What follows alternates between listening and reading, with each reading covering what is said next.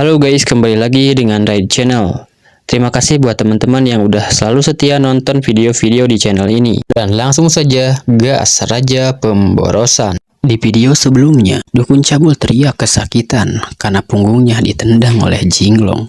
Kemudian siang berganti malam, dan di bawah rembulan ada dua tangan yang indah yang membuka pintu, dan di balik pintu tersebut ada seonggok Jinglong. Ia pun kaget karena ternyata yang datang adalah Tiapen. "Kakak, aku datang," ujar Tiapen. "Ah, rupanya kau." Dan dalam hati, Jinglong bergumam, aku meminta bantuan batu untuk mencari Ningar. Tapi kenapa Tiapen yang datang lebih dulu?" Seakan Tiapen mendengar kata hati Jinglong, ia pun berkata, "Bukannya kakak mengundangku datang ke sini?" "Ah, iya, benar," jawab Jinglong. Singkat cerita, Ningar pun datang, dan mereka pun mendiskusikan sesuatu. Dan Jinglong pun berkata, "Masalah ini sangat rumit. Lebih baik malam ini kalian tinggal di rumahku. Aku akan menjelaskannya lebih rinci pada kalian." Tiapen pun menjawab, "Apakah hanya ada aku dan kamu saja?" "Wah, kakak sungguh sangat romantis." Romantis? Romantis macam apa yang kamu maksud?" "Ah, kakak, kamu selalu menggodaku," ujar Tiapen. Namun di sela keromantisan mereka, Jinglong pun baru sadar bahwa di sana juga ada Ningar. Ningar pun tersenyum mematikan. Jinglong pun dengan pipi merah berkata, Tidak. Ternyata tidak disangka adik Tiapen begitu agresif. Dan yang lebih parahnya lagi, Peng Sisi juga datang ke sana. Peng Sisi adalah istri dari Jinglong. Dan dengan wajah ketakutan, Jinglong pun berkata, ternyata kau juga datang." Kemudian Peng Sisi pun duduk dan dengan wajah kesal berkata, "Suamiku punya masalah besar seperti apa sehingga perlu meminta putri dari negeri Anan untuk tinggal di rumah? Apa kau tidak takut akan fitnah orang di luaran sana? Jika ada orang yang berani berbicara yang bukan-bukan, aku akan mematahkan ketiga kakinya," ujar Jinglong. Kemudian Jinglong pun menghampiri Peng Sisi dan memijat pundaknya lalu berkata, "Lagi pula ada nyonya yang mengawasiku di rumah. Walaupun aku punya 1000 keberanian, aku juga tidak akan berani sembarangan." Benarkah?" "Ya, benar sekali. Ada pepatah yang bilang, yang duluan menggoda itu murahan, dan aku seseorang yang berkedudukan tinggi. Tidak seperti itu. Tidak pernah menggoda orang." Yaduh, si Jinglong ini dewasa nih. Ternyata keinginan suamiku bertahan hidup sungguh sangat kuat," jawab Peng Sisi. "Hehe, itu harus," jawab Jinglong dengan polosnya. Lalu tiba-tiba Ningar berkata, "Dulu ada yang mengintipku waktu mandi. Siapa ya?" Jedar, Jinglong pun langsung kena ulti, guys. Bisakah kita tidak membicarakan hal ini lagi?" ujar Jinglong. "Cukup," teriak Peng Sisi. "Jika ada masalah, kita bicarakan dengan serius. Dan jika tidak ada masalah, ayo kembali ke kamar untuk membayar pajak makanan." Dalam kata lain, bercocok tanam ya guys.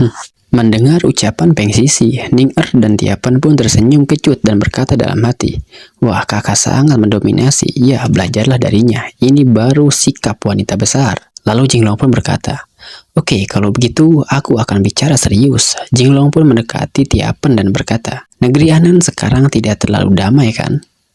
Apakah Tiapen perlu bantuan?" Bagaimana kau tahu?" ujar Tiapen. Kau berinisiatif mencariku tadi pagi. Pasti ingin meminta bantuanku. Aku telah menyelidiki dan memahami keadaannya. Sekarang Anan Chen memiliki kuasa atas negara." Mendengar itu pun, Tiapen berlutut dan meminta bantuan Jinglong. Peng Sisi dan Ningar pun yang melihat itu kaget. Tak menyangka seorang putri berlutut memohon bantuan Jinglong. Kemudian Jinglong pun menjawab permohonan itu dengan berkata, "Aku dapat membantumu, tapi tidak ada hal yang gratis di dunia ini. Lalu bagaimana kau akan membalas budiku?" Tiapen pun berkata, "Menteri yang berkuasa itu Jimao terus mengancam ayahku hanya bila dinasti Ming mengirim pasukan bantuan dan menolong kami. Kakak, aku mohon." Ayahku adalah dewa tentara dinasti Ming dan aku juga akan menjadi tangan kanan kaisar selanjutnya. Permohonanmu dapat aku kabulkan, tapi bagaimana kamu akan membalas budiku? Mendengar itu, Tiapan pun tertunduk lesu dan membuka pakaiannya dan memperlihatkan gunung kembar dan hutan lebat selangkangannya, guys. Melihat itu, Jinglong, Peng Sisi, dan Ning Arbun terkejut dengan hal itu. Bak terbang ke dimensi yang berbeda. Jinglong pun dipenuhi hasrat akan percintaan. Kemudian Jinglong terbuai dan berkata, apakah Nona Tiapan seantusias ini? Peng Sisi pun menghalangi pandangan Jinglong. Hei, kau tidak boleh lihat. Jangan lihat ya, jangan. Kemudian Jinglong pun menjawab, oke, baik. Tapi apakah bisa kau melepaskan dulu tanganmu dulu? Jarimu menusuk hidungku, sakit, sakit sekali. Ya maaf, jawab Peng Sisi. Ning Er pun memakaikan pakaian Putri Anan kembali. Dan dengan hidung yang dipenuhi cairan merah, Jinglong pun berkata, Tiapan, aku akan membantumu. Dan kamu tidak perlu melakukan apapun. Aku hanya ingin kamu berjanji satu hal padaku. Ya, Kak Jinglong, silakan bicara. Oke, pertama, jarak dari kota Nanjing ke negeri Anan sangatlah jauh. Walaupun ingin mengirim pasukan untuk menghadapi Hu Jimao, juga tidak akan terjadi dalam satu malam. Apakah kamu mengerti? Baik, Kak. Adik mengerti. Ya, kalau begitu kita akan ambil jangka waktu 4 tahun. Dalam 4 tahun, aku akan membantu mengirim pasukan untuk membereskan Hu Jimao. Mendengar ucapan Jinglong, Tiapan pun berkata, tapi kenapa harus 4 tahun? Dan mendengar pertanyaan itu, Jinglong pun bergumam dalam hatinya.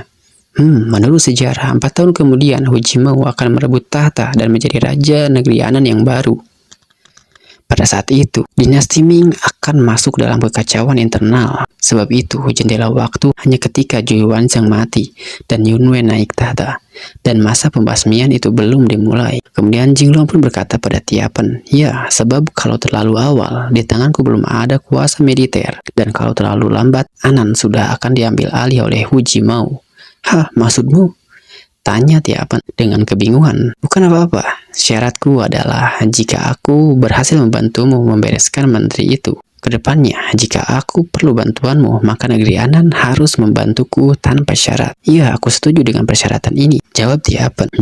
Lalu bagaimana kamu bisa menjaminnya? Tiapan pun termenung, kebingungan. Kemudian Jinglong berkata lagi, bagaimana aku bisa percaya kepadamu? Dan kamu akan memegang janji ini. Lagi pula, kamu hanyalah seorang putri.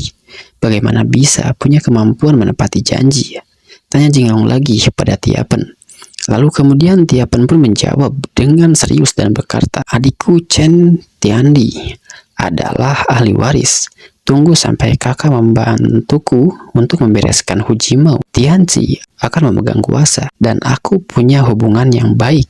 Sampai saat itu tiba, dia pasti akan menepati janji. Lalu, mendengar kata-kata Tiapan, Jinglong pun dengan antusias langsung menyerahkan selembar kertas dan berujar, kalau begitu, ayo kita tuliskan dokumennya. Tiapan pun melongo dengan kebingungan maksudnya ya. Dan dengan tingkah Jinglong begitu antusias. Kemudian Jinglong pun berkata, perkataan saja tidak cukup dan tidak bisa dipegang. Tulisan baru bisa dipegang, karena bisa dibilang hitam di atas putih. Ya, baiklah, jawab Tiapan. Tapi memang ya guys ya, kalau kata-kata saja kan memang suka ingkar ya. Jadi kalau misalkan kalian nih hanya mendengar kata-kata saja dan dengan jaminan janji tanpa ada surat tertulis, jangan percaya guys ya. Apalagi sama buaya-buaya maupun betina ataupun buaya pria. Oke lanjut. Kemudian Jinglong pun bergumam dalam hati. Bila dilihat dari peta, di depan Anan ada Liang Guang, di sampingnya adalah Yunan, dan di samping Yunan adalah Sichuan. Ya, keluarga Muang adalah keluarga dari kerajaan Yunan, dan Raja Sichuan punya hubungan baik denganku. Jika aku dapat mengambil Yunan, maka aku punya jalan untuk mundur, dan aku bisa melawan di depan dan belakangku. Itu sungguh sangat baik. Dan di tengah gumaman Jinglong terdengar suara yang ternyata Tiapan sudah beres menuliskan dokumennya. Namun saat hendak memberikan dokumen tersebut, Tiapan pun kakinya terkirir dan jatuh. Ya, jatuh menimpa Jinglong. Ya, sakit, ucap Jinglong. Si Jinglong tertimpa 2 buah lato-lato permanen yang berukuran jumbo, guys. Jinglong pun berkata, "Treat, pelanggaran. Kamu membawa 2 bola dan menabrakku." Dan di sisi lain terlihat 2 wanita cantik yang sungguh sangat terkejut. "Suamiku!" teriak Peng Sisi. Jinglong timpal Lininger dengan wajah kecewanya. Kemudian singkat cerita, Jinglong pun terduduk di kursi. Namun anehnya, dada yang tertimpa, tapi dahi yang diobati. Dan untuk permintaan maaf, Tiapan pun memberikan obat kuat, guys, untuk Jinglong dan berujar, Kak Jinglong, maaf aku sudah teledor. Pil kuat ini akan kugunakan sebagai permintaan maafku." Dengan wajah rada gengsi, si Jinglong pun menjawab, "Apa itu pil kuat?" Kakak, ini adalah obat mujarab yang bisa mengubah suami yang lemah menjadi suami kuat, alias cacing menjadi naga. Setelah menggunakannya, kakak bisa menjadi ganas seperti naga." Dan mendengar itu, Jinglong pun wajahnya merona dan menjawab, "Sialan, sungguh lucu. Reputasiku bukanlah tuan yang lemah. Ginjalku tidak lemah." Dan di tengah-tengah obrolan itu terdengar suara ketukan pintu dan berujar, "Suamiku, apakah kamu masih tidak kembali ke kamar untuk mengumpulkan tugas?" Dan mendengar itu, Jinglong pun melirik ke arah kotak obat yang diberikan Tiapan. Dan ya, kalian pun bisa menebak apa yang akan terjadi selanjutnya, guys. Kemudian singkat cerita, siang pun tiba dan di pagi yang cerah di sebuah rumah terdengar orang-orang berbicara. Semalam terjadi masalah yang besar di kamar Tuan Muda." "Wah, memangnya terjadi masalah apa?" tanya orang itu. "Aku mendengar semalam di kamar Tuan Muda dia berteriak, bumi bergetar, gunung bergoyang, dan ranjang pun ambruk," ucap seseorang yang merupakan babu di kediaman Jinglong. Dan obrolan itu pun terdengar oleh Liu yang kebetulan lewat sana. "Wah, yang benar saja. Mengapa bisa seganas itu?" gumam Liu dalam hatinya. Ya, si Liu nggak tahu ya, si Jinglong kan udah dikasih secretman sama si Tiapan. Lalu Liu pun menegur babu-babu itu untuk segera bekerja. Dan dengan semangat, Liu pun berniat untuk menemui Jinglong untuk menanyakan apakah Jinglong ingin mengganti ranjang dengan yang baru. Kemudian di suatu ruangan terlihat Jinglong yang sudah seperti kayu kering karena energinya terkuras habis tadi malam. Kemudian melihat Jinglong seperti itu, Liu pun khawatir dan bertanya, "Tuan, siapa yang melakukan ini padamu?" Dan dengan wajah dan tatapan kosong melihat ke arah depan, dia pun berkata, "Dia." Liu pun menoleh ke belakang dan membuat pipinya merah karena ternyata itu adalah Nyonya Peng Sisi. Sembari keluar dari kamarnya, Sisi pun berkata, "Semalam tidurku sungguh sangat nyenyak." Dan Jinglong yang sudah seperti zombie pun dengan malas mengalihkan pandangannya dan berujar, "Dasar ampas." "Tuan Muda," ujar Liu dengan khawatir. Ya, pada intinya Jinglong tepar setelah semalam dijepit terus-menerus oleh Peng Sisi, guys. Kemudian melihat Jinglong yang tumbang, Liu pun berinisiatif untuk memanggil tabib. Dan "Tuan Muda, bertahanlah. Aku akan memanggil tabib." Liu, tunggu. Bilang saja pada tabib itu, sapi di rumah sudah lelah membajak sawah. "Hah?" ujar Liu kebingungan. Pergilah dan lakukan seperti apa yang kukatakan."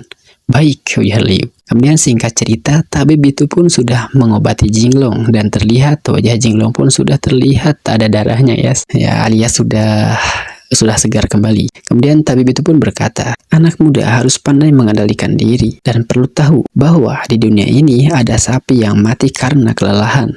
Dan juga tidak ada sawah yang dibajak dengan buruk." Ia pun berterima kasih pada tabib tua itu. Dan dalam hatinya Jinglong berkata, "Kenapa aku merasa tabib ini sungguh cabul?" Tabib itu pun berkata lagi, "Tuan Muda, pil yang barusan aku berikan adalah untuk menambah stamina dan kamu bisa memakannya dengan tenang. Dengan itu, kedepannya aku yakin kamu akan bisa membajak beberapa sawah dalam sehari." Mendengar itu pun Jinglong sungguh sangat terkejut. Tapi apa nama obat ini? Ini bukan epilepsi setengah langkah kan?" tanya Jinglong. Hehe, itu adalah pil Kaisar Liu Wei terbaru yang aku ciptakan. Astaga, luar biasa, ucap Jinglong. Kemudian setelah mengatakan itu, tabib tua itu pun pergi ke pemandian padang besar untuk bersenang-senang. Ya, karena pengobatannya sudah selesai, aku pergi dulu ya, ucap tabib itu. Setelah tabib tua pergi, Jinglong pun memperhatikan pil yang dikasih sambil bergumam. Bicaranya sungguh hebat, tapi apakah ini benar? Namun, kalau misalkan melihat dia sudah tua, tapi masih kuat pergi ke pedang besar. Mungkinkah? Namun, di sela-sela gumaman Jinglong, Liu pun datang. Tuan muda, para penjaga toko dari berbagai bisnis sudah dilepaskan oleh tentara patroli, ucap Liu pada Jinglong. Hahaha. Untung mereka mengerti keadaan, jawab Jinglong dengan sumringah. Kemudian lanjut Liu memberitahu bahwa ada tamu yang ingin bertemu. Dan ya, yang ternyata tamu itu adalah Li Xinji. Tuan Li, seperti yang aku katakan barusan, semua masalah ini dilakukan oleh Niu Langshan. Dia juga masih memintaku untuk bergabung dan melawanmu. Hehe. Aku tahu Tuan Li ini begitu bijaksana dan berbakat. Bagaimana mungkin akan masuk dalam jebakan? Ucap Li Xinji yang berniat menjilat Jinglong. Apakah kamu datang untuk menjilatku? Karena melihat Niu Langshan diperlakukan seperti babi oleh para tentara patroli, jawab Jinglong yang sudah mengetahui niat busuk Li Xinji. Tuan Li, orang dinasti Ming tidak bicara basa-basi. Aku mohon Tuan Li dapat memberikan bantuan padaku. Mendengar itu pun Jinglong berkata, "Hei, kau ini sedang memaksaku atau meminta bantuan?" "Bantuan Tuan." Cepat Li Xinji menjawab Jinglong ya, karena khawatir Jinglong akan marah. Kemudian Jinglong pun berkata lagi, "Hei, tenanglah sedikit. Li Xinji, kau pasti tahu jika kau melawanku akan seperti apa kan?" Mendengar itu Li Xinji pun cukup panik. Niu dan ayahnya hanya seorang gubernur yang Tian saja, dan mereka ingin bertarung denganku. Sungguh tidak pantas. Oh iya, aku sedikit penasaran. Bantuan seperti apa yang kau inginkan? Tanya Jinglong. Namun mendengar itu, Li Xinji pun malah traveling guys. Ya, mengingat dia hanya tahu kalau reputasi Jinglong ini adalah orang yang cebol ya. Dia berpikir untuk sesuatu hal yang gila. Dan dia pun berkata, "Ya, karena Tuan Li sudah bertanya, maka maafkan aku yang tidak sopan." Melihat gelagat Li Xinji yang menakutkan, Jinglong pun khawatir dan berkata, Hei, apa yang kau mau? Kau masih bertanya ingin apa? Ini aku ingin membiarkanmu melihat ginjalku, ucap Li Xinji sambil membuka pakaiannya. Li Xinji pun membuka pakaiannya. Li Xinji, kamu jangan sembarangan, teriak Jinglong. Namun, sedikit demi sedikit, Jinglong pun melihat apa yang Li Xinji perlihatkan. Yang ternyata, Li Xinji memperlihatkan sebuah peta yang ada di tubuhnya. "Xinji, apa kau ingin memperlihatkan ini padaku?" Tanya Jinglong. "Ya, benar. Peta ini aku mempertaruhkan hidupku untuk mengukirnya di dadaku. Bukan hanya ginjal, bahkan hatiku pun pecah." Mendengar itu, Jinglong pun murka. "Sialan, apa kau sudah gila? Kau tunjukkan tulang rusukmu padaku, kulit keriput dan tulang belulang." Jinglong pun memegang kepalanya dan bergumam, "Sialan, aku sudah melepaskan celanaku dan dia hanya memperlihatkanku ini." Gila ya guys. Jinglong ini juga doyan banci ya. Dia ini kaum warna-warni. Dan dengan gemetaran, Li Xinji pun berkata, "Tuan, ini adalah peta topografi negeri Zhouxian. Dan dengan peta ini, jika Tuan bersedia mengerahkan pasukan, maka..." Jinglong pun menyela ucapan Xinji dengan berkata, "Mengerahkan pasukan? Untuk apa aku mengerahkan pasukan? Tuan Li, aku tahu Chen Tie pendatang mencarimu untuk meminta bantuan, dan aku bersedia untuk membantu juga dan menjual Zhouxian." Oh, kamu benar-benar punya keberanian ya, menjual negara dengan begitu mudah. Tentu saja menjualnya dengan bersih, baru bisa mendapatkan harga yang baik. Luar biasa.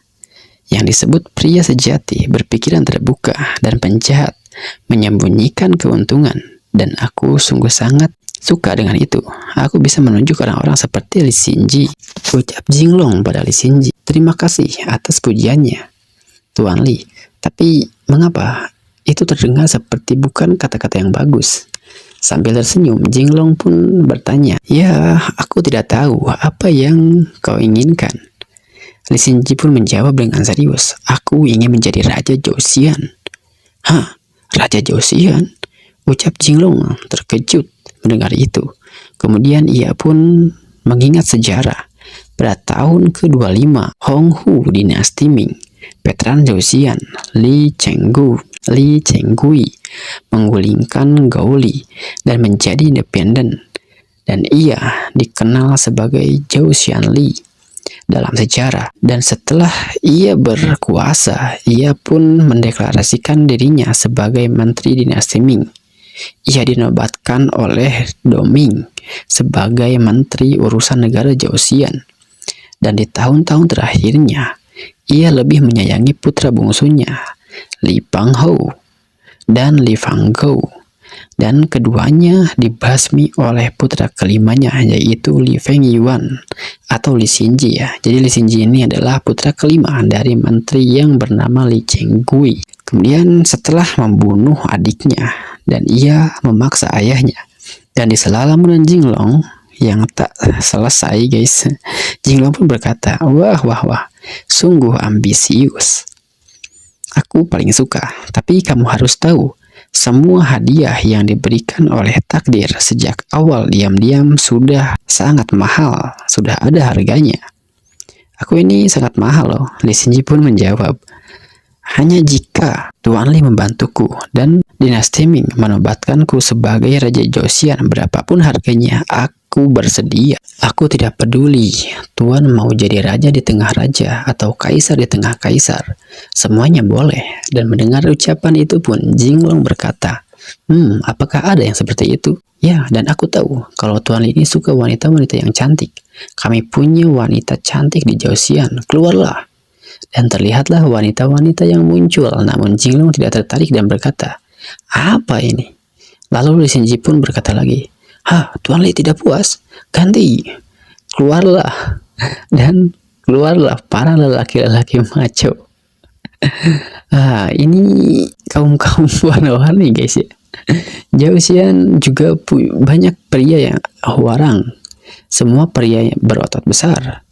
Jinglong pun tambah pusing dengan tingkah Li Xinji. Li Xinji pun berkata lagi, jika Tuan Li masih tidak puas, sepertinya aku harus mengeluarkan jurusku. Hei, kamu mau apa? Kamu ingin melakukan apa? Tanya Jinglong. Hei, Tuan Li, aku tahu kamu suka hal yang menegangkan. Ayolah, sambil dia melakukan gerakan-gerakan eksotis. Kemudian, Tuan, jangan kasihani padaku karena aku cantik, ucap Li Xinji sambil mengulum sosis. Brengsek, mereka pun ditendang oleh Jinglong keluar.